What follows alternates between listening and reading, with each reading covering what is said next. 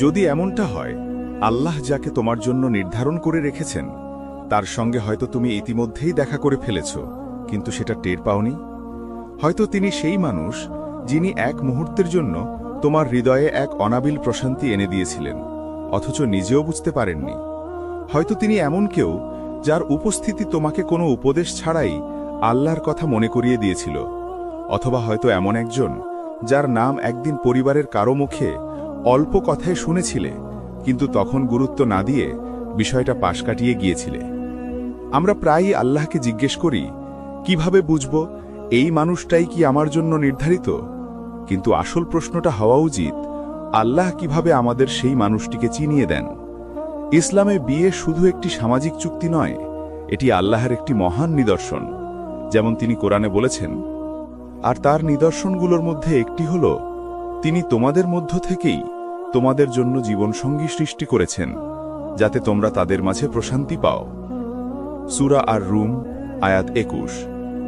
সত্য কথা হল, তুমি তোমার জীবনসঙ্গীকে কখনো সেইভাবে খুঁজে পাবে না যেভাবে দুনিয়া শেখায়, সোয়াইপ, স্ক্রল বা তাড়াহুড়ো করে নয়।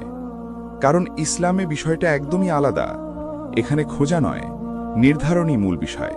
আল্লাহ যখন তোমার জন্য কাউকে নির্ধারণ করেন, তখন তিনি তোমাকে তার দিকে নিয়ে যান এমন সব পথে যা তোমার ধৈর্য পরীক্ষা করে, তোমার হৃদয়কে পরিশুদ্ধ করে, আর তোমাকে শেখায় যে সত্যিকারের ভালোবাসা কখনো খোঁজার মাধ্যমে আসে না, বরং আল্লাহর ইশারায় প্রকাশ পায়। প্রথম নিদর্শন, দ্বীন ও মূল্যবোধের সামঞ্জস্য। আল্লাহ তোমার নির্ধারিত মানুষটিকে চিনিয়ে দেন তার মূল্যবোধের মিলের মাধ্যমে। এটা শুধু এই নয় যে তোমরা দুজনেই একই সিরিজ দেখো বা দুজনেই ভ্রমণ পছন্দ করো, সেটা কেবল বাহ্যিক মিল। আসল প্রশ্নটা হলো, তারা কি জীবনকে তোমার মতো একই দৃষ্টিতে দেখে? রাসূলুল্লাহ বলেছেন, নারীকে বিবাহ করা হয় তার সম্পদ, বংশ, সৌন্দর্য ও ধর্মের জন্য, কিন্তু তুমি তাকে বেছে নাও যার মধ্যে দ্বীন আছে, তবেই তুমি সফল হবে। সহিহ বুখারী ও মুসলিম। অর্থাৎ শুরুটা দ্বীন দিয়ে হলেও এখানেই শেষ নয়। বাস্তব জীবনের সম্পর্ক কেবল একটি চেকলিস্ট নয়, এটি দুটি আত্মার মিলনের গল্প। আধুনিক মনোবিজ্ঞানের ভাষায়ও সম্পর্ক টিকে থাকে উত্তেজনায় নয়, বরং মিলের মধ্যে। যদি তুমি ফজর পড়ো আর তোমার সঙ্গী তাতে আগ্রহী না হন, এই ছোট ফারাক সময়ের সাথে এক বিশাল দূরত্বে পরিণত হয়। তুমি যদি সরল জীবন ভালোবাসো আর সে যদি বিলাসিতায় বিশ্বাস করে, এই ফাঁক একদিন ফাটলে রূপ নেয়।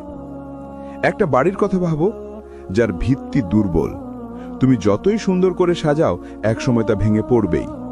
ঠিক তেমনি সম্পর্ক ভেঙে যায় যখন চিন্তা, বিশ্বাস ও লক্ষ্য এক নয়।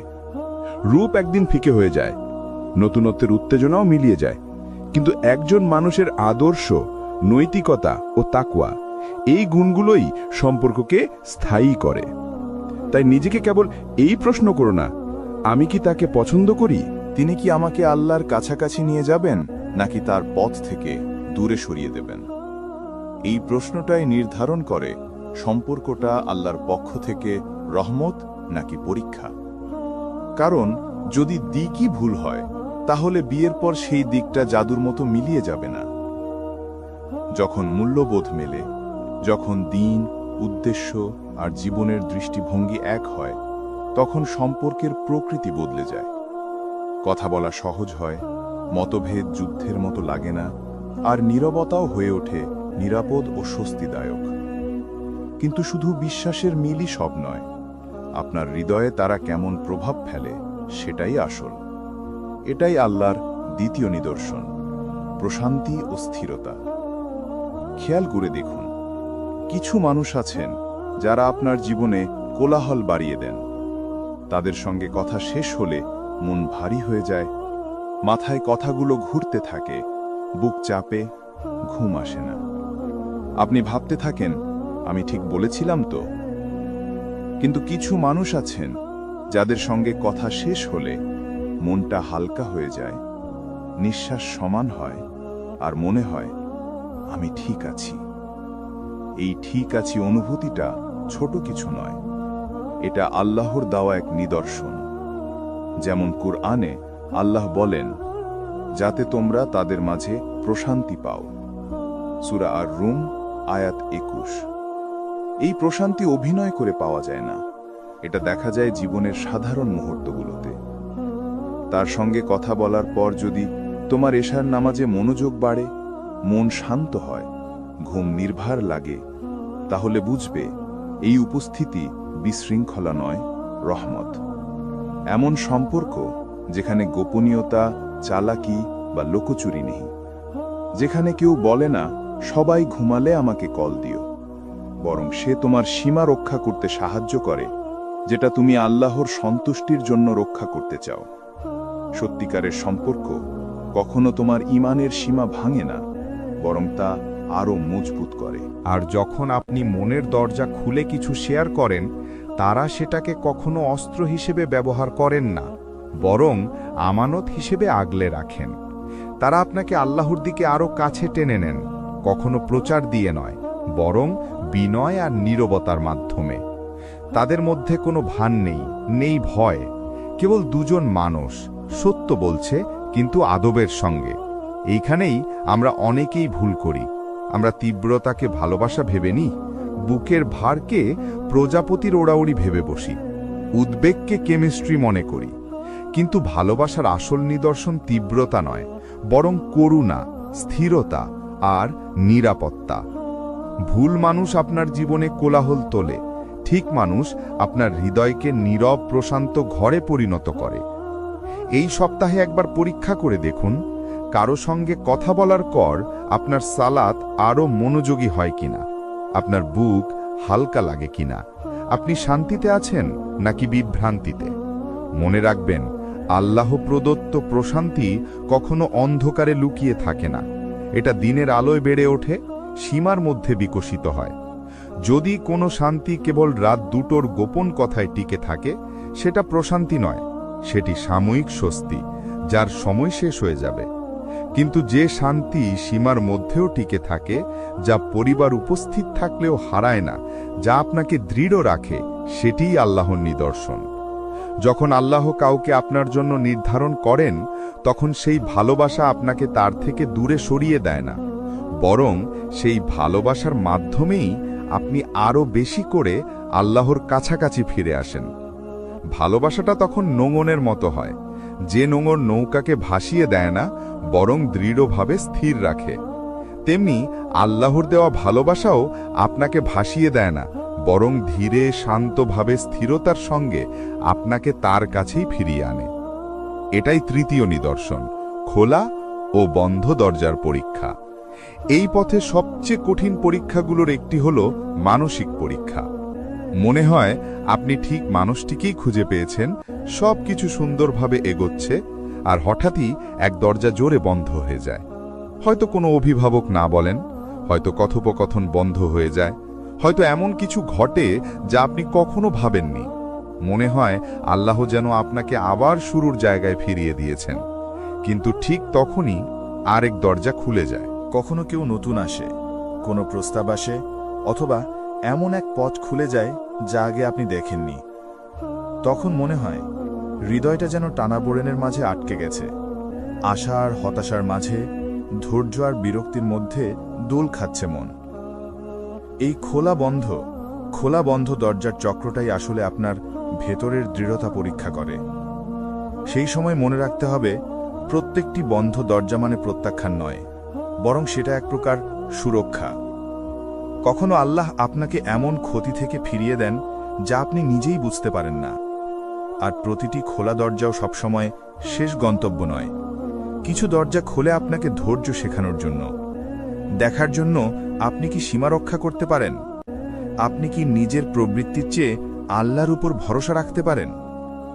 এই থেমে যাওয়া আর আবার চলতে শুরু করার সময়টা বাহ্যিকভাবে অন্যায় মনে হয়, কষ্ট লাগে, কিন্তু বাস্তবে সেটাই এক নিদর্শন যে আল্লাহ নিজেই সেই প্রক্রিয়ায় যুক্ত আছেন। কারণ যিনি সত্যিই আপনার জন্য নির্ধারিত, তাকে ধরে রাখতে আপনাকে গোপনভাবে পিছু নিতে বা কেঁদে কেঁদে ভাঙা হৃদয় নিয়ে পড়তে হবে না। যাকে আল্লাহ আপনার জন্য লিখে রেখেছেন, তিনি আপনার কাছেই থাকবেন যখন সব পরীক্ষার সময় শেষ হবে। নিদর্শন, অন্যদের মাধ্যমে প্রতিফলনের পরীক্ষা। এটা খুব সূক্ষ্ম, এটা এমন এক ধারণা যেখানে আপনি নিজের চিন্তাভাবনা, বিশ্বাস আর মূল্যবোধকে অন্যদের আচরণ, প্রতিক্রিয়া আর দৃষ্টিভঙ্গির মাধ্যমে দেখতে পান। এর উদ্দেশ্য হল নিজেকে আরও গভীরভাবে জানা, নিজের ভেতরের লুকানো দিক বা দুর্বলতাকে চিনে ফেলা। কারণ কখনো সবচেয়ে কঠিন পরীক্ষা আপনার ভেতরে নয়, বরং অন্যদের কথার মধ্যেই লুকিয়ে থাকে। আপনি হয়তো নিশ্চিত এই মানুষটাই আমার জন্য। আপনি নামাজ পড়েছেন, দোয়া করেছেন, প্রশান্তিও পেয়েছেন, খোলা বন্ধ দরজার পরীক্ষাও পেরিয়ে এসেছেন। তারপর হঠাৎ আপনার মা বলেন, আমার মনে হচ্ছে কিছু একটা ঠিক নেই। সবচেয়ে ঘনিষ্ঠ বন্ধু টাটিয়ে বলে, তুমি আগের মতো নেই। কোনো আত্মীয় যিনি এমন কথা কখনো বলেন না, হঠাৎ আপনাকে সাবধান করে দেন। তখন মনে হয় যেন তারা আপনার একমাত্র আশা, আপনার ভেতরের আলোকে আঘাত করছে। সেখানেই শুরু হয় আসল লড়াই। আপনি কি তাদের কথা শুনবেন, নাকি অপেক্ষা করবেন আল্লাহর ইশারার জন্য? কারণ অন্তরের গভীরে আপনি জানেন ভালোবাসা কখনো কখনো অন্ধ করে দেয়। তখন আপনি এমন রেড সিগন্যালও রক্ষা করতে শুরু করেন যেগুলো একসময় আপনি নিজেই অগ্রহণযোগ্য বলেছিলেন। নিজেকে এমন জায়গায় খুঁজে পান যেখানে সত্যের বদলে মিথ্যা বলতে হচ্ছে, সেই সীমা রক্ষার জন্য যেটাকে একসময় আপনি হারাম বলে জানতেন। আর তখন আপনি নিজেকে বোঝাতে থাকেন, তোমরা বুঝবে না, এবারটা আলাদা। কিন্তু হয়তো সত্যটা উল্টো, হয়তো তারাই আসলে ঠিক বুঝছে। হয়তো আল্লাহ তাদের মুখ দিয়ে আপনাকে সেই সত্যটা দেখাচ্ছেন যেটা আপনি নিজের ভেতর থেকে আর দেখতে পাচ্ছেন না। এই পরীক্ষা শুধুই আবেগের নয়, যুক্তিরও নয়। কারণ মন বলে এক কথা, কিন্তু বাস্তব বলে আরেক কথা। যারা সত্যি আপনাকে ভালোবাসে, যারা আপনার বেড়ে ওঠা দেখেছে, আপনার কষ্টের সময় পাশে থেকেছে, যদি তারা সবাই একসঙ্গে একই সতর্কতা দেয়, তাহলে সেটাকে অবহেলা করবেন না। কারণ সেটা কেবল তাদের মতামত নয়, সেটা হতে পারে আল্লাহর পক্ষ থেকে এক সতর্ক বার্তা, এক সুরক্ষা, যা আপনি বুঝতে পারছেন না এখনই। আর যদি একই তিনজন মানুষ আপনার মাঝে প্রশান্তি, পরিবর্তন আর উন্নতি দেখে, তাহলে বুঝবেন হয়তো সেটাই আল্লাহর পক্ষ থেকে অনুমোদনের ইঙ্গিত। শেষমেশ আসল পরীক্ষা একটাই, আপনি কি নিজের অহংকারকে পাশে রেখে অন্যের কণ্ঠে সত্যটা শুনতে পারবেন? কারণ আল্লাহ সবসময় আপনার জন্য নির্ধারিত মানুষটিকে অনুভূতির মাধ্যমে নয়, বরং দৃষ্টির মাধ্যমে প্রকাশ করেন, তাদের চোখ দিয়ে, যারা সত্যি আপনাকে ভালোবাসে, যারা আপনার জন্য শুধু ভালোই চায়। হয়তো আপনি এতক্ষণ শুনে ভাবছেন, এইসব নিদর্শনের কোনোটাই তো আমার জীবনে ঘটেনি, অথবা আমি এমন কিছু ভুল করেছি, এমন সীমা অতিক্রম করেছি যেটা আমার করা উচিত ছিল না। তাহলে কি এর মানে আল্লাহ আমার জন্য কাউকে রাখেননি? না, একদমই না। এই জায়গাতেই আসে আল্লাহর গোপন পরীক্ষা।